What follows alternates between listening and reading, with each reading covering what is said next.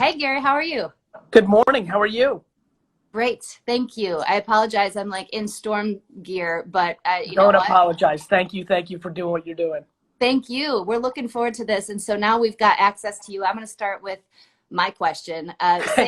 Say you have a brand and you've already kind of established it, but and you have good, following, and you have kind of, but the engagement needs to go up. Do you have any successful tips for that? Yeah, I think most people struggle, most businesses, most influencers, most entrepreneurs struggle with the concept of social media. They think of it as media.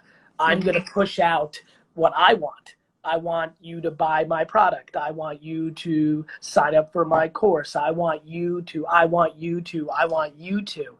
And the reality is it's social. So two things. One, if you're not replying to the people that are leaving comments, it's a mass mistake. Yeah. Like the point of this, different than television, which we're about to do in a little bit, is you could go a little bit back and forth. You remember social. Yes. Two, I think what's really worked for me over the last 15 years is the thought of putting out content that is really for them versus for me. Really, my two chapters were Wine Library TV and then putting out business content. And 89, 92% of every piece of content I put out was reviewing wine for them, was giving advice for them, like to really give. And so I wrote a book called Jab, Jab, Jab, Right Hook, strictly for this concept. Give, give, give, and then ask. The problem is most people are in ask, ask, ask, ask, and definitely the engaging.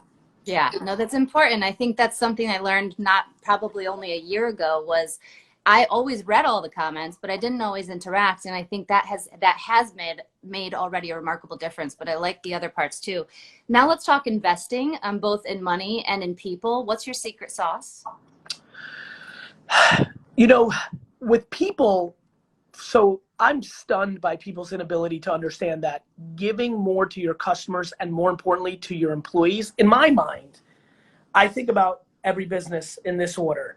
First priority is my employees. Second priority is my customers. Third priority is me.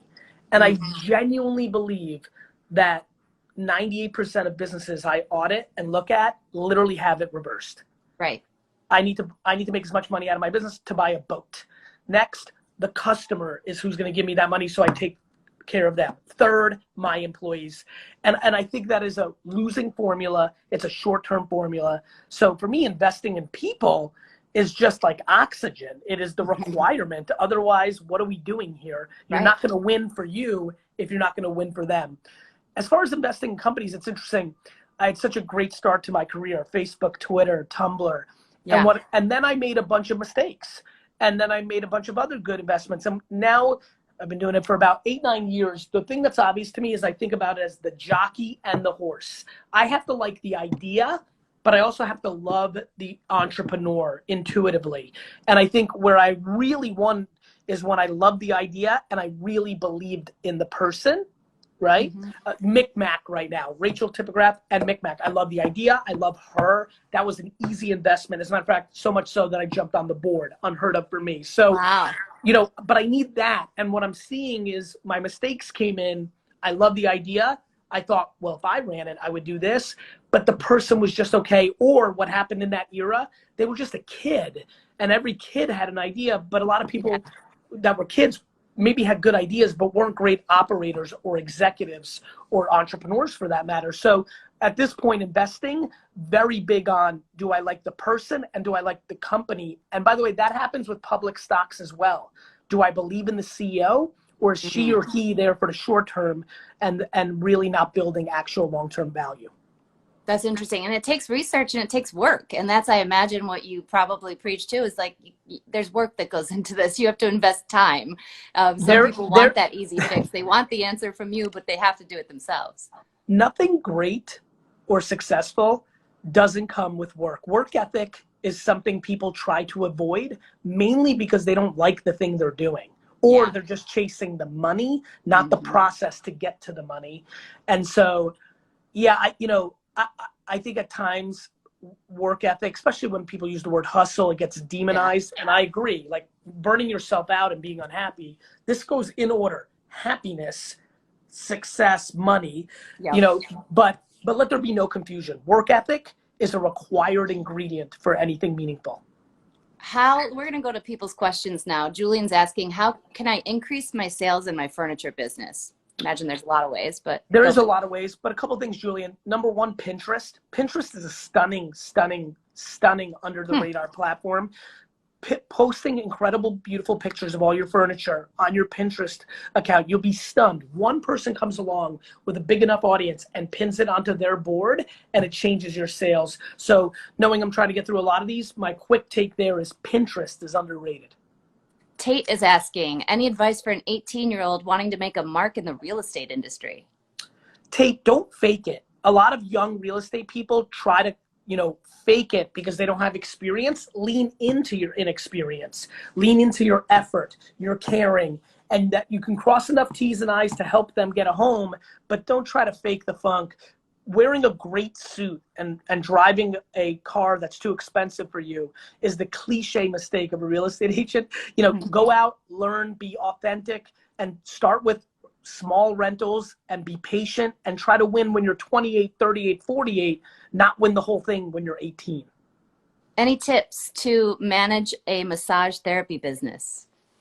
Incline, I think with this, I think there's a lot of expertise, a lot of interest. So I think a lot of content, a lot of video content or picture content, I think will work. So to me, that becomes an Instagram, YouTube game. Mm-hmm. I also think that local Google AdWords, it's a little 2003 to 2005-esque, but the reality is it works. And so people are going to search massages or massage therapy in their local area. You need to be good at Google, not only just good at Instagram and YouTube. I like this one. Fab Kim asking, fashion sale is low at this moment. What can I do to change that? Survive. The reality is sometimes in business, you just have to survive. Mm-hmm. And you might have to do something else. You might, or you build up your social game right now, back to what I said about Pinterest or Instagram. But the reality is you can't ask customers who aren't going out and about to worry about fashion. Fashion's down because people buy fashion to flex, to go out, to express themselves, to go out, and they're not doing that. And it's no different than being a restaurant right now. Like, the reality is all you can do is build community, build awareness, and then be prepared to get that business when the world comes back. But unfortunately, COVID has put a curveball in that business. Mm-hmm. Okay, I like this one because I think Vanish is asking, any advice for starting a social media marketing agency? Because a lot of your answers are social media, but now how to market that? Vanish, I think a lot of people try to start these and don't realize that they might know a little something about social, but they don't know how to make it to make money for companies. So first and foremost, self-awareness. I've seen hundreds of thousands of social media agencies pop up over the last decade, and 99.9% fail because just because you know how to use Twitter for yourself or Facebook doesn't mean you know how to use it to drive somebody else's business. So don't bullcrap companies, because a lot of people are baloney to get the client, and then 3 months later they get fired, they hurt their reputation, and all of a sudden their business is dead before it started.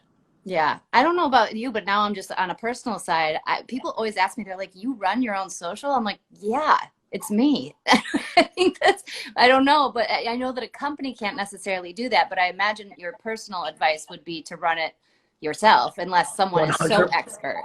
100% for you, the person. Nobody wants to think that you aren't doing it. I run my social, but if you're Burger King, or if you're Leon's hairdresser, or if you're a tire store, that's where you can have, it's obviously not the person, it's the business. I run mine, but Wine Text, for example, is run by a team, even though it's my dad's, family business app, But you had to vet that team, obviously. Okay, so let's do, what's the best way to grow a podcast from Andy? Andy, a couple things. One, try to get on as many other podcasts as possible, even if they're small. If you go to YouTube right now and type in my name and search by views and go by lowest views, still to this day, there are hundreds of shows I did where there's only 100 views. Step by step, be on other podcasts. Also, create content and run media against that content to build awareness for your podcast, especially on Instagram. So there's really no podcast too small. Is that what you're saying to get on? Not when you're small. Everyone's so fancy. Let's use television.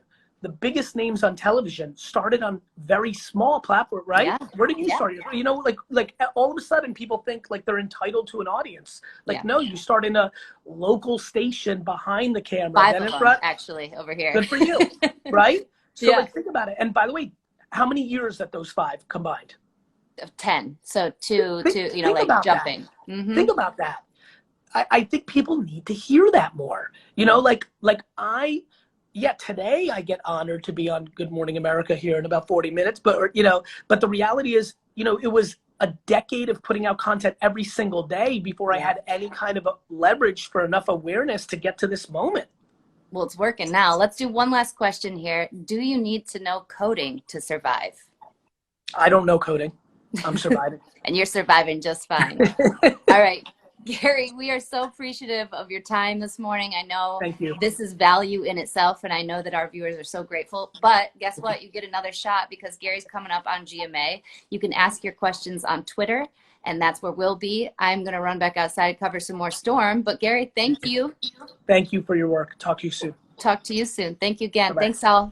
Evan, thank you so much for having a couple seconds and being able to tell the Believe Nation a little bit about Empathy Wines. It means a lot to me that you would take this valuable real estate and time on your channel to give me some love. It means a lot. It's just good karma points, and so you're awesome. Thank you. Believe Nation, if you're into wine at all, go to empathywines.com. My whole career's work was poured into producing a wine that rivaled $40 to $60 wine for 20 bucks a bottle. I'm just super excited about this subscription-based wine business. You can order 3, 6, or 12 bottles in subscription form, rosé, white, red.